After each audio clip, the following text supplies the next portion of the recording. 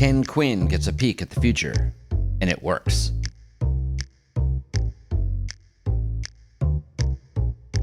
Hi, this is Philip Blumel. Welcome to No Uncertain Terms, the official podcast of the Term Limits Movement for the week of July 19th, 2021. Your sanctuary from partisan politics. States, and before them the colonies, have sent delegates to multi-state conventions to debate and propose new laws since before the Constitution was written, and this practice continues today. Last week, U.S. Term Limits Regional Director Ken Quinn personally attended the annual meeting of the Uniform Law Commission, a multi-state convention created in 1892 for the purpose of proposing standardized laws across the states. The real-world example of the ULC provides a clear glimpse of what a term limits convention would look like. So let's debrief Ken about his experience. Hey, Ken. Hey, Phil. All right, so you just came back from Madison, Wisconsin, and I teased in the intro here that you had attended the annual meeting of an ongoing multi-state convention called the Uniform Law Commission. And in a way, it's a preview of what a term limits convention would look like, I believe. Is that right? And in what way? Yeah, so I was in Madison for a week, and this is an official convention of the states called the Uniform Law Commission. And I'm very interested in it. I became very interested back in 2016 because this body functions virtually identical to how our Article 5 convention to propose a congressional term limits amendment would work. And it's similar in a few ways. So number one, the commissioners or the delegates that are appointed by the states, either by the legislature or the governor of each state, when they arrive, they present their credentials. It's a limited convention, which is determined by the scope and program committee ahead of time. So it's not an open convention. It's limited to a predetermined subject matter. Now, the difference is they're not obviously proposing amendments to the Constitution. What they are doing is they are proposing uniform state laws to create uniformity amongst the states. Right. So someone in Florida can do business with someone in Connecticut without having everything be different. Exactly. Yeah. Okay. Well, that's very important. Oh, absolutely. You know, they're sitting there together in their delegations by state. So all 50 states plus the territories are represented. And it's one state, one vote, just like an Article 5 convention would function. And its passage is by a simple majority. And then it even mirrors the ratification process. And what I mean by that is once an act is passed by this conference, this convention, those commissioners bring it back to their state legislature to find a sponsor and have it adopted or ratified by the legislature to become state law. Okay, so this convention is not actually changing any law. It just makes proposals. But these proposals are for legislation, for laws that can be passed by the states rather than a constitutional amendment.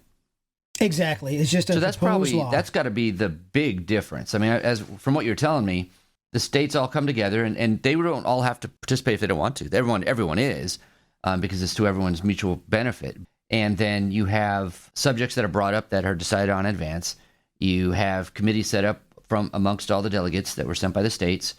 They hammer out these ideas. They have a vote. Majority vote passes an idea out of this convention, and then the states can consider it. I don't see really any difference between this and the Article 5 process for amending the Constitution. That's fascinating. What are differences? Actually, one jumps out at me is that when the states ratify any laws that come out of this convention, they're not ratifying it for everyone, only for themselves. Isn't that right? Yeah, correct. It's only for their state. Okay, so if a law comes out of the ULC, and then let's say it goes back to the state, and then if they want to enact it, they enact it like any other legislation. Exactly. And while I was out there was actually a meeting. Two of the Wisconsin commissioners, one who is actually one of our pledge signers and co-sponsors of our term limits resolution, they were discussing one of the model acts that came from a previous Uniform Law Commission convention to be adopted as law. So it has to deal with LLC law in the state. And so they had a meeting, and it was just great to see how what came out of that convention is now being discussed and being considered by the legislature to be adopted as law. I noticed that there's a lot of laws that are on the books that start with the word uniform. Does that indicate that it came through this process? Yes, that's an indication that it came out of the ULC. Fascinating. So every state has these, well, I guess most states have most of these on the books. They come out, they sort of agree on them in this convention, and they go back to the states and they argue over them, and many or most will probably pass this legislation. Fascinating. Now, with the Article 5 convention, there's a concern out there that somebody could bring up an idea that's not appropriate for the convention. Let's say someone wanted to bring up something from left field at the ULC. How would that occur? Could someone raise their hand and say, I'd like to make a motion that we discuss, I don't know, something way off subject? No, that just simply cannot happen, because these committees are set up ahead of time to specifically, if you consider it more as a task force, it's a specific meeting of a body of commissioners to deal with those particular issues that have been put on the agenda. And what's different about the ULC is now it takes 2 conventions before they can actually vote on any of these acts. So, for instance, there were several that were introduced this year and discussed, and they began working on, and then that will have to go through that same process through a second meeting of the Uniform Law Commission before they can even vote on it. So it's a very drawn-out process there, and there's no chance that they can change the topic of the model act that committee was called to address. And indeed, we can say that in theory, but of course we have practice, because this is the 130th meeting of this ongoing convention. I mean, this process was launched way back in 1892. There's a couple of years that they didn't meet, and there's never been a problem of it being hijacked or someone trying to bring up subjects. Well, I don't know about bring up, but they didn't successfully bring up any subjects that derailed the convention in all those years. The reason why I bring this up is that some people who oppose term limits, and some that I guess are just concerned about the Article 5 convention process, say that, well, I don't know. In today's political world, I'd worry about them opening up the Constitution because, somebody would bring up something crazy. But very much like the ULC, under an Article 5 convention, the subject matter is decided on beforehand, and all these delegates are sent from the states with instructions based on those particular instructions. And so, very similar to the ULC, there's really no process by which you could go from having it talk about uniform laws to have it talk about, banning guns or something. No, it just cannot happen. And they determine ahead of time what the purpose of the convention is called for, and they limit the discussion to that particular act or acts. Corruption.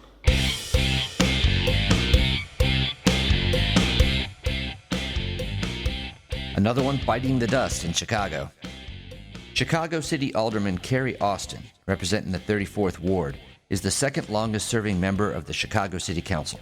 In early July, Austin pleaded not guilty to 1 count of bribery conspiracy, 2 counts of using interstate facilities to promote bribery, and 1 count of lying to the FBI. Not surprisingly, Carrie Austin is also an opponent of term limits. Austin is the 3rd sitting member of the Chicago City Council to be charged with federal crimes. In previous podcasts, we have highlighted the corruption of fellow term limits opponents Ed Burke of the 14th Ward and Patrick Daley Thompson of the 11th. Carrie Austin is accused of taking bribes in the form of home improvements, including new kitchen cabinets and granite countertops, and then she lied about it to the FBI. The indictment also names Austin's chief of staff, Chester Wilson Jr., as a part of that conspiracy. At the center of the plot is a development firm that launched a $50 million project on the far south side of Chicago, which is part of Austin's ward. The project was eligible for $10 million from a local tax financing district, as well as from the so-called aldermanic menu, which is a quite legal fund of city monies controlled by Austin, from which she can funnel money to subsidize infrastructure projects to politically connected firms in her ward. An example of the kind of projects that Austin can choose to fund is, say, road surfacing in a key part of town. To entice Austin to move money in their direction, the indictment charges that a developer offered $5,250 in kitchen cabinets in June 2017 as a down payment. A month later, she accepted 2 brand new sump pumps and had a rep of the firm buy and install a new dehumidifier for her home as well. She also requested new bathroom tiles. She preferred, quote, white or vein white tile, the indictment notes.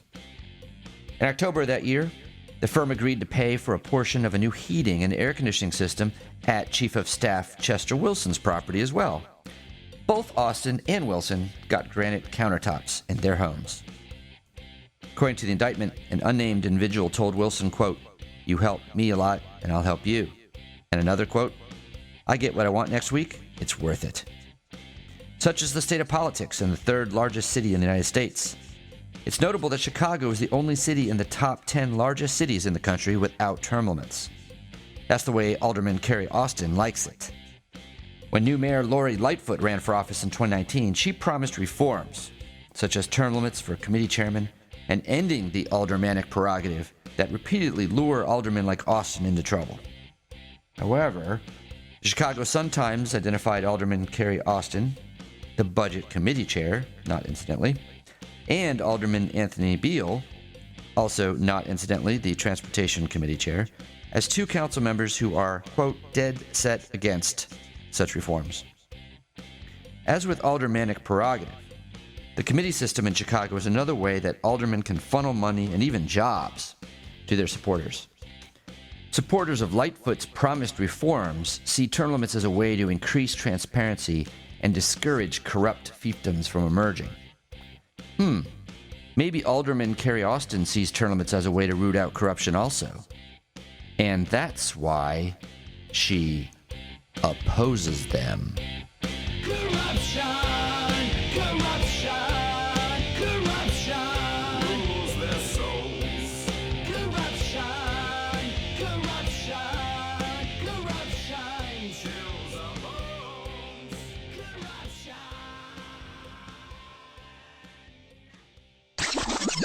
It gave me an insight to how an Article 5 convention would operate, and I use this today.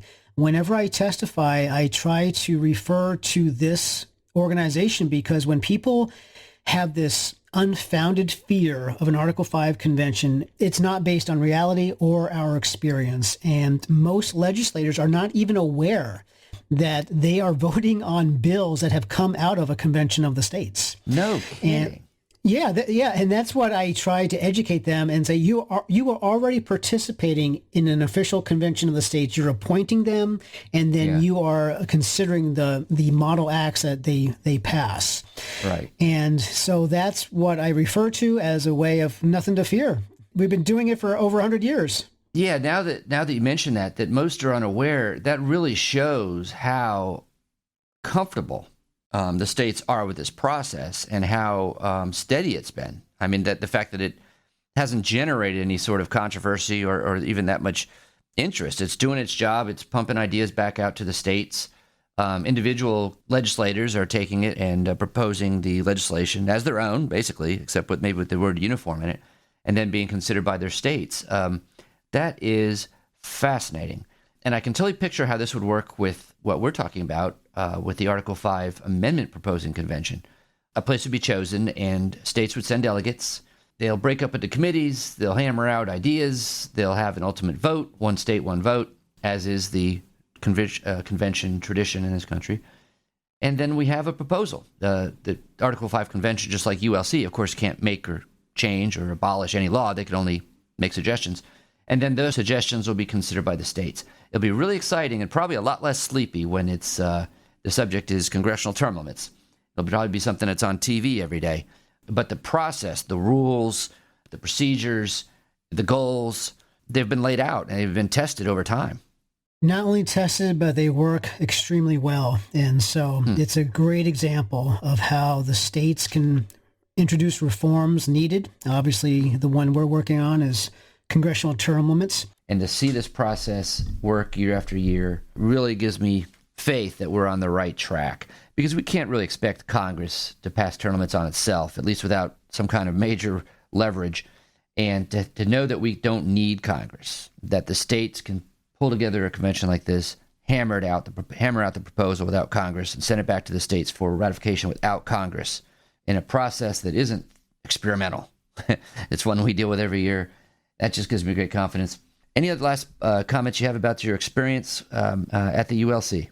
Yeah, it's a true example of federalism in action, isn't it? Seeing the states come together to address these issues, and that's how it all began back in the late 1800s to allow the states to really exercise their 10th Amendment rights and leave what was left to Congress, but all the other powers to the states. And it's a great exercise. We're seeing it work. It still works today.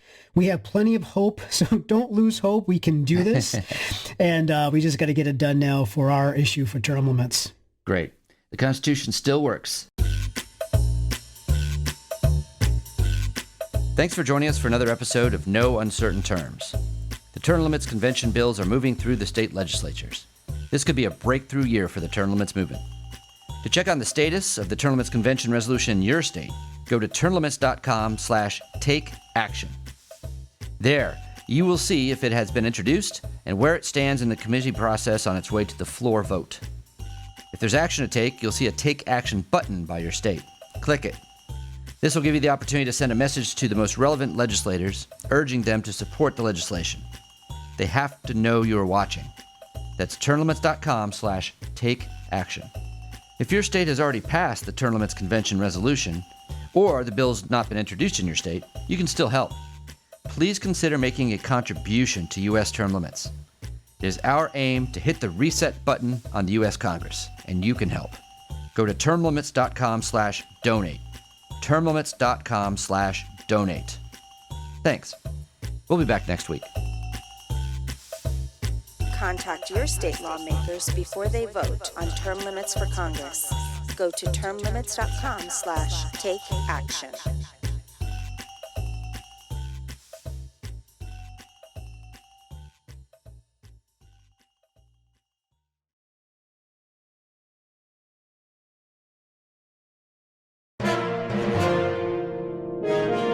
USTL.